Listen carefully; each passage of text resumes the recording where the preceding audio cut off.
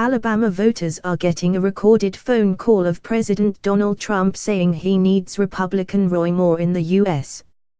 Senate. The recording includes Trump saying progress on his agenda will be stopped cold Democrat Doug Jones is elected. December 11, AP. President Donald Trump and Vice President Mike Pence leave Capitol Hill after meeting with lawmakers on tax policy last week. Photo, file photo. In a rare break with President Donald Trump, Vice President Mike Pence sat out Tuesday's high-stakes U.S. Senate race. While voters in Alabama received pre-recorded messages from Trump supporting embattled Republican candidate Roy Moore, Pence did not voice a word of support for his party's candidate since early November, when several women accused Moore of sexually harassing and assaulting teenagers when he was in his 30s. Democrat Doug Jones went on to upset Moore in a closely watched and hard-fought contest with national implications. Cast her vote. An Alabama voter, 99, makes her way to the polls, and hopes for a Democratic win. Here are 6 of Roy Moore's most memorable quotes, from Sharia law to slavery and abolishing amendments.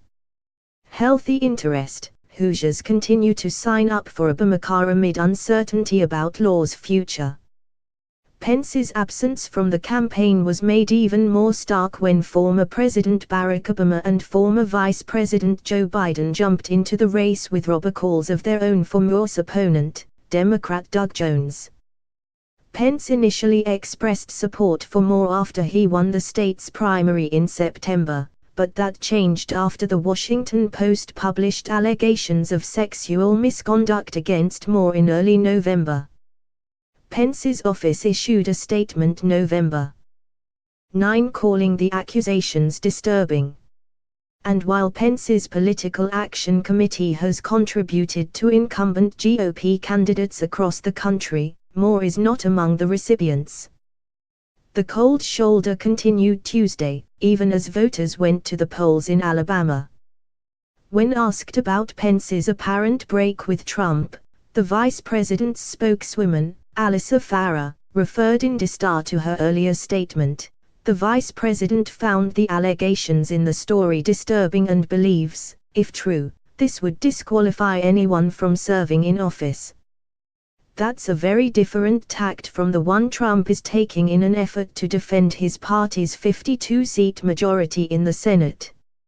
In addition to the robocall, Trump has urged his 44.5 million Twitter followers to support Moore and called on voters to get behind the former Alabama judge and conservative firebrand during a rally last week in nearby Florida. Pence is focusing instead on tax reform and his upcoming international trip to the Middle East. He spent Tuesday on Capitol Hill advocating for tax reform and faces a challenging environment for his overseas trip later this month because of Trump's decision to formally recognize Jerusalem as the capital of Israel last week. But a busy schedule doesn't fully explain Pence's lack of enthusiasm for a political contest that is so important to his boss. Instead, his silence is likely the result of tension between his conservative position on social issues and his desire to avoid publicly clashing with Trump, said Mike Murphy, a Republican strategist from Idaho and longtime Pence friend.